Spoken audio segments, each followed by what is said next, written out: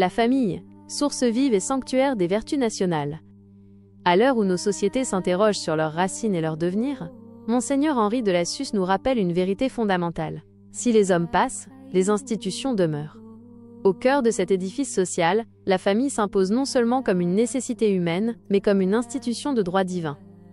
De l'individu éphémère à l'institution pérenne. L'un des grands défis de toute civilisation est celui de la transmission. Monseigneur de Lassus souligne avec force que la vertu, lorsqu'elle reste confinée à l'individu, est condamnée à s'éteindre avec lui. Pour qu'une nation respire et se maintienne dans le temps, elle ne peut se contenter de la somme de ses bonnes volontés isolées. Elle a besoin de structures capables de porter ses valeurs au-delà des générations, les institutions stables. Sans cette perpétuité que seule l'institution peut offrir, les vertus nationales s'étiolent. C'est ici que se joue, selon le prélat, la distinction entre l'agitation passagère et la construction d'un socle national durable. La famille, cellule organique du corps social. Parmi toutes les institutions, Monseigneur de Lassus place la famille au sommet de la hiérarchie. Elle n'est pas à ses yeux une simple convention humaine ou un contrat social révocable, mais une création divine.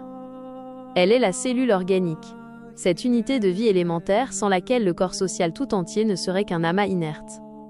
C'est dans cette vision que la famille devient le premier lieu de l'apprentissage de la vie en communauté et du don de soi. Un rayonnement jusqu'au sommet de l'État, c'est au sein du foyer, ce foyer des vertus morales et sociales, que tout commence. Monseigneur de Lassus propose une vision ascendante de la société. C'est parce que la famille est saine et solide que ces vertus peuvent ensuite rayonner et pénétrer tous les organes sociaux, jusqu'à l'État lui-même. En d'autres termes, la santé d'une nation et la solidité de ses institutions publiques dépendent directement de la vigueur du lien familial. Selon cet enseignement, protéger la famille, c'est assurer la pérennité de la patrie et l'avenir de l'âme commune. Rédaction Ecclésia.